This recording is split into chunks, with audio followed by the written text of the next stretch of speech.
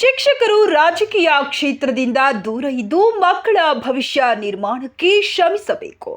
ಹೌದು ವೀಕ್ಷಕರೇ, ಸರ್ವಪಲ್ಲಿ ರಾಧಾಕೃಷ್ಣನವರ ಜನ್ಮದಿನದ ಪ್ರಯುಕ್ತ ಶುಕ್ರವಾರ ಆಯೋಜಿಸಿದ ತಾಲೂಕು ಮಟ್ಟದ ಶಿಕ್ಷಕರ ದಿನಾಚರಣೆ ಹಾಗೂ ಪ್ರತಿಭಾ ಕಾರಂಜಿ ಕಾರ್ಯಕ್ರಮ ಉದ್ಘಾಟಿಸಿ ಜಿಲ್ಲಾ ಉಸ್ತುವಾರಿ ಸಚಿವ ಸಂತೋಷ್ ಲಾಡ್ ಅವರು ಮಾತನಾಡಿದರು. ಶಿಕ್ಷಕರು ಸಮಯ ವ್ಯರ್ಥ ಮಾಡದೆ ಬೋಧನೆಯಲ್ಲಿ ತೊಡಗಿಸಿಕೊಳ್ಳಬೇಕು, ಮಕ್ಕಳ ಭವಿಷ್ಯದ ಬಗ್ಗೆ ಹೆಚ್ಚಿನ ಕಾಳಜಿ ವಹಿಸಬೇಕೆಂದು ಸೂಚಿಸಿದರು. ವಿವಿಧ ಶಾಲೆಗಳ ವಿದ್ಯಾರ್ಥಿಗಳು ಪ್ರತಿಭಾ ಕಾರಂಜಿ ಕಾರ್ಯಕ್ರಮದಲ್ಲಿ ಭಾಗವಹಿಸಿದ್ದರು.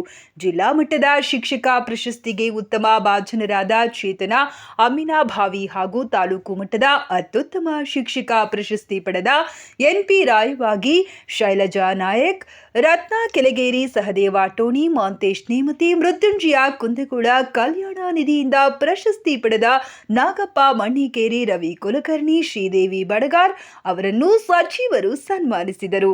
ತಹಶೀಲ್ದಾರ್ ವೀರೇಶ್ ಮುಳಗುಂದಮಠ, ತಾಲೂಕು ಪಂಚಾಯಿತಿ ಇಒ ಪರಶುರಾಮ್ ಸಾವಂತ್, ಉಮಾದೇವಿ ಬಸಾಪುರ್, ಜಿಲ್ಲಾ ಗ್ಯಾರಂಟಿ ಅನುಷ್ಠಾನ ಸಮಿತಿ ಅಧ್ಯಕ್ಷ ಎಸ್ಆರ್ ಪಾಟೀಲ್ ಉಪಸ್ಥಿತರಿದ್ದರು. ವರದಿ ಐಶ್ವರ್ಯ ಬೊಮ್ಮಕಟ್ಟಿ, ವಿಜಯ ವಾಯ್ಸ್ ಕನ್ನಡ ವಾಹಿನಿ.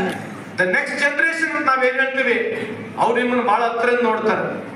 ನೀವು ಪೊಲಿಟಿಕ್ಸ್ ನ ಬಹಳ ಸೀರಿಯಸ್ ಆಗಿ ತಗೊಳಕ್ ಹೋಗ್ಬೇಡಿ. ಯಾವ್ದೇ ರಾಜಕಾರಣಿಗಳನ್ನ ಬಹಳ ಸೀರಿಯಸ್ ಆಗಿ ತಗೊಳಕ್ ಹೋಗ್ಬೇಡಿ. ಪಕ್ಷಗಳನ್ನ ಕೂಡ ಬಹಳ ಸೀರಿಯಸ್ ಆಗಿ ತಗೊಳಕ್ ಹೋಗ್ಬೇಡಿ. ನೀವು ಏನೇ ಸೀರಿಯಸ್ ಆಗಿ ತಗೋಬೇಕಾಗಿದ್ರೆ ದಯಮಾಡಿ ಕರಪ್ಷನ್ ನಲ್ಲಿ ಇಡೀ ಭಾರತ ದೇಶ ಮೊದಲನೇ ಸ್ಥಾನ. ಇಬ್ಬರು ಎಲ್ಲಾ ದೊಡ್ಡ ದೊಡ್ಡ ನಾಯಕರ ಬಗ್ಗೆ ಭಾಷಣಗಳನ್ನ ಮಾತನಾಡ್ತಕ್ಕಂಥದ್ದು ನಾವೇ. ನಮ್ಮ ದೇಶದ ನಮ್ಮ ಕರ್ನಾಟಕದ ಸರ್ಕಾರದ 5 ಗ್ಯಾರಂಟಿಗಳ ಅನುಷ್ಠಾನ ನಮ್ಮಲ್ಲಿ ಎಜುಕೇಟೆಡ್ ಅಂತ ನಾವು ಹೇಳ್ತಾ ಇದ್ದೀವಿ ಅಂತ ನಾವು ಕಾಣ್ತಾ ಇದ್ದೀವಿ. ಇಷ್ಟು ಮಟ್ಟಿಗೆ ಎಜುಕೇಶನ್ ಬೆಳೆದ್ರು ಕೂಡ ವ್ಯವಸ್ಥೆ ಯಾವ ರೀತಿ ಹದಗೆಟ್ಟಿದೆ ನೋಡಿ.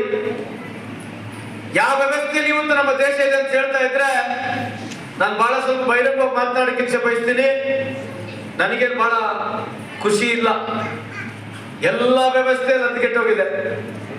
ನೀವು ನಮ್ಮ ನಿಮ್ಮೆಲ್ಲರ ಹೆಮ್ಮೆಯ ಸಂತೋಷ್ ಲಾಡ್ ಸಾಹೇಬರಿಗೆ ಸಮಸ್ತ ಗುರುಬಳಗದ ಪರವಾಗಿ ಧನ್ಯವಾದ. ನಮ್ಮ ವರ್ಗಕೋಣೆಯಲ್ಲಿ ನಮ್ಮ ಮಾದರಿಯಾಗಿರುವಂತಹ ಸರ್ವಪಲ್ಲಿ ರಾಧಾಕೃಷ್ಣನ್ ಅವರನ್ನೇ ಮಕ್ಕಳನ್ನ ಎಷ್ಟು ಮಟ್ಟಿಗೆ ನೀವು ರಾಜಕೀಯವಾಗಿ ಭಾಗವಹಿಸ್ಕೊಳ್ತೀರಿ. ಯಾವುದೋ ಒಂದು ಪಾರ್ಟಿ, ಕಾಂಗ್ರೆಸ್ ಆಗಿರ್ಲಿ, ಬಿಜೆಪಿ ಆಗಿರ್ಲಿ, ಜೆಡಿಎಸ್ ಆಗಿರ್ಲಿ, ಜೆಂಡಾ ಹಿಡಿದು ಅವ್ರ ಪರವಾಗಿ ವಿರುದ್ಧವಾಗಿ ಮಾತನಾಡ್ತಕ್ಕಂಥ ಅವಶ್ಯಕತೆ ತಮಗಿಲ್ಲ. ನಿಮ್ಮ ಮೇಲೆ ಯಾಕೆ ಜವಾಬ್ದಾರಿ ಇದೆ ಅಂತಂದ್ರೆ ದ ನೆಕ್ಸ್ಟ್ ಜನರೇಷನ್ ನಾವೇನ್ ಹೇಳ್ತೀವಿ, ಅವ್ರು ನಿಮ್ಮನ್ನು ಬಹಳ ಹತ್ತಿರ ನೋಡ್ತಾರೆ. ನೀವು ಪೊಲಿಟಿಕ್ಸ್ ನ ಬಹಳ ಸೀರಿಯಸ್ ಆಗಿ ತಗೊಳಕ್ ಹೋಗ್ಬೇಡಿ.